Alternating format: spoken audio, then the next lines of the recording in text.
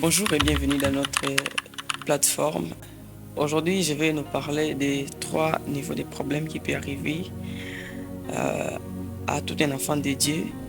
J'aimerais nous conscientiser de ne pas avoir peur si on remarque ces 3 niveaux de problèmes qui peuvent arriver dans nos vies, que ce soit sur le plan physique, spirituel et tout autre que je n'ai pas cité. Pour ne pas aussi gaspiller le temps, installez-vous confortablement. Nous allons tous se plonger dans cette belle aventure. Les premiers problèmes, je vais parler des problèmes légers, problèmes moyens et problèmes graves. Les problèmes légers, c'est un problème qui est au niveau initial, au niveau de la maison d'où les parents, les médecins, les gens des quartiers peuvent trouver la solution si possible. Deuxième problème, c'est les problèmes moyens d'où il faut chercher les secours venant d'ailleurs. Vous allez à l'hôpital et d'autres endroits, peut-être vous pouvez ou ne pas trouver la solution. Le troisième problème, c'est un problème grave d'où c'est difficile de trouver la solution selon les hommes, mais c'est pas possible, c'est pas impossible, c'est possible avec Dieu. Alors, pour mieux développer, nous allons se rendre tous dans la Bible sur quelques histoires des personnes qui nous ont précédés. Et c'est bien eux qui vont nous éclaircir sur ces 3 points que je viens de citer. Le premier point, je prends des personnes. Un jour, Jésus était au bord de la mer et subitement, il a vu le roi Jaïrus qui s'approcha et il a supplié le Seigneur pour lui dire: Seigneur, je t'en supplie de partir avec moi car ma fille est à l'extrémité de la vie. Donc ma fille a perdu la vie. Je t'en supplie que tu pars avec moi pour la ressusciter. Jésus n'a pas refusé et Jésus, il s'est engagé et le roi Jaïrus et tous ceux qui étaient avec lui, ils se sont engagés pour aller ressusciter cette jeune fille. Mais avant d'arriver chez le roi Jaïrus, en cours de route, la Bible dit qu'il y avait une femme à la perte de sang. Elle avait beaucoup dépensé. Elle a cherché des solutions partout chez les médecins, chez ses parents, chez n'importe qui qu'il voyait pour trouver la solution, mais sans qu'aucun puisse la guérir. Ça, c'était au niveau initial et c'était un problème léger. Malgré que c'était difficile pour elle, parce qu'elle était déjà négligée, elle était écartée, elle n'avait plus d'importance dans des sociétés et partout d'autres. Mais le jour où il a prié, il y a une personne capable de restaurer ma vie, mes relations et beaucoup d'autres. C'était Jésus qui partait chez le roi Jaïrus. Cette femme a pris la décision de dire: une fois je touche les pans de sa robe, je serai guérie. Et quand elle avait pris la décision, elle s'est engagée aussi. Elle est partie jusque là où Jésus était, bien qu'il a trouvé beaucoup de personnes qui entouraient déjà Jésus, qui bousculait Jésus, qui pressait. Cette jeune femme, quand elle s'est approchée, elle s'est faufilée et il a touché juste le pan de sa robe. Et la Bible déclare au même instant, la perte de sang s'arrêta. Et quand la perte de sang s'arrêta, Jésus également, elle s'est arrêtée parce qu'il avait senti une force qui était sortie de lui. Et il a posé la question à son entourage pour savoir ce qui m'a touché. Donc, le fait de toucher de cette femme a pu arrêter aussi Jésus avec toute la foule qui était avec Jésus. Chers frères et sœurs de partout, vous me suivez. La foule qui suivait Jésus, ce n'est pas tout le monde qui avait touché.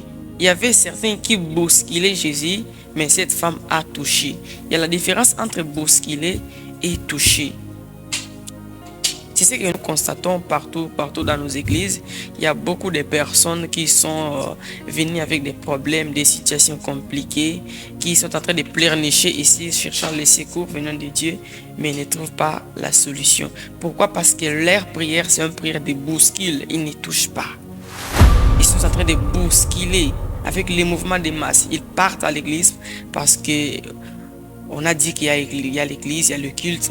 Ils partent à l'église parce que tel a pu le partir. C'est bien. c'est bien de s'inspirer d'une personne, mais quand tu pars, ne pars pas comme tout le monde. Il faut prendre une décision quelconque. Il faut avoir aussi la foi. Et quand cette femme a touché, il a touché avec la foi. Parce qu'il disait, une fois je touche les pans de sa robe, je serai guéri. Exactement comme il disait, il a pu juste toucher les pans de sa robe. Et au même instant, la perte de sang s'arrêta. Et Jésus dira à cette dame que ta foi t'a sauvé. Et il a continué le chemin avec le roi Jaïrus. Et quand il est arrivé chez le roi Jaïrus, il a trouvé aussi beaucoup de personnes qui pleurnichaient, qui faisaient beaucoup de bruit. Beaucoup étaient aussi attristés par la mort de cette jeune fille. Je me pose la question, le roi avait aussi la capacité de trouver la solution de beaucoup de personnes qui venaient chez lui. Parce que c'était un roi, il avait aussi certaines capacités. Peut-être tu peux avoir un problème de finances, il peut t'aider aussi avec les finances. Tu peux avoir un problème de conseil, il peut te conseiller et tu trouves la solution. Mais à son tour, il n'a pas pu trouver la solution parce qu'il était limité. La solution venant des hommes ou bien venant de ce monde est trop limitée. D'ailleurs, c'est éphémère. C'est très éphémère et c'est très limité. Il y a une personne à qui si tu crois en lui, à qui si tu laisses la place, à qui si tu te prosternes, tu dis non Seigneur, personnellement je suis limité. Avec mes efforts personnels, je suis limité. Je n'arrive plus. Seigneur, prends ma vie. Seigneur, prends ma charge. Seigneur, guide-moi. Il est capable. Comme a fait ce roi Jaïrus. Il est parti chercher Jésus au bord de la mer où Jésus s'est trouvé. Et quand Jésus il est arrivé, il a trouvé beaucoup de personnes qui pleuraient. Il leur posa la question pour dire pourquoi faites-vous du bruit? Imaginez-vous. Et il y a beaucoup de personnes qui ont pu même insulter Jésus. Il y a beaucoup qui ont parlé beaucoup de choses là-dessus. Je ne peux pas entrer dans les détails parce qu'on n'a pas vraiment assez le temps. Mais abonne-toi d'abord pour ne pas perdre la suite de cette vidéo qui arrive.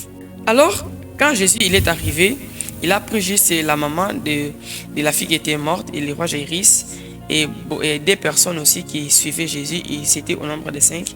Ils sont entrés là où il était. Et Jésus, il est arrivé, il a touché juste la fille et il a dit Talita Kumi, qui veut dire jeune fille, lève-toi, je t'ordonne. Et au même instant, la fille s'est levée et il est ressuscité. C'était un problème qui était simple et léger parce que c'était au niveau initial. L'enfant était déjà morte. Mais Jésus a ressuscité.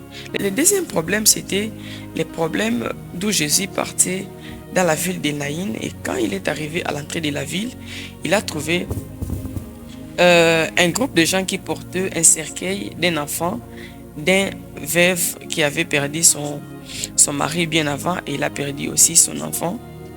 Et Jésus était ému de compassion de voir cette jeune maman qui avait perdu son mari. Il a perdu aussi son enfant. Et Jésus, il s'est approché, il a touché le cercueil et il a ordonné à l'enfant et l'enfant était aussi ressuscité. Ça, c'était un niveau moyen, un niveau de problème moyen. La plupart des personnes, ils n'avaient plus encore l'espoir sur cet enfant qui était perdu. Pourquoi? Parce qu'il est mort, il est mort. Et quand il est mort, il partait déjà pour aller enterrer. C'était déjà en cours de route. Il n'y avait plus l'espoir. Tout le monde était déjà dans le désespoir. Mais Jésus leur avait donné la solution. Troisième problème pour chuter, c'était le problème de Lazare, ami de Jésus. Lazare, il est tombé malade et il est aussi mort. Bien que pendant qu'il souffrait, on a pu consulter Jésus afin qu'il vienne trouver la solution pour son ami Lazare. Jésus n'a pas pu venir quand Lazare était malade. J'espère bien ces jours-là, il y a beaucoup de personnes qui se moquaient de Jésus.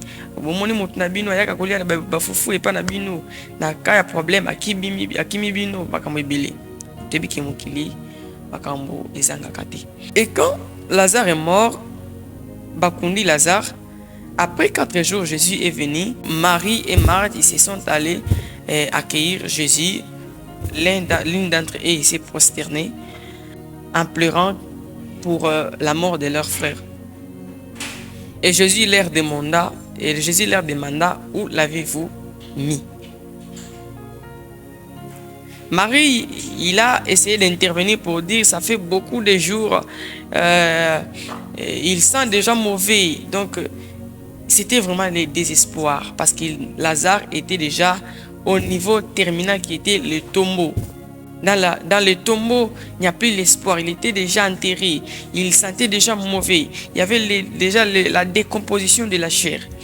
Mais Jésus leur avait dit de lui montrer si où on l'avait mis. Et quand Jésus, on lui a montré là où on avait enterré Lazare, ils se sont rendus tous là-bas. Et quand ils sont arrivés, Jésus leur ordonna d'enlever la pierre. Ils sont résistés, mais Jésus insista toujours d'enlever la pierre. Et quand ils ont enlevé la pierre, Jésus ordonna seulement la parole et Lazare était sorti de la tombeau. Pour chuter, j'aimerais nous dire, ton problème peut être au niveau initial, au niveau de la maison, au niveau de la famille. Je suis capable d'intervenir.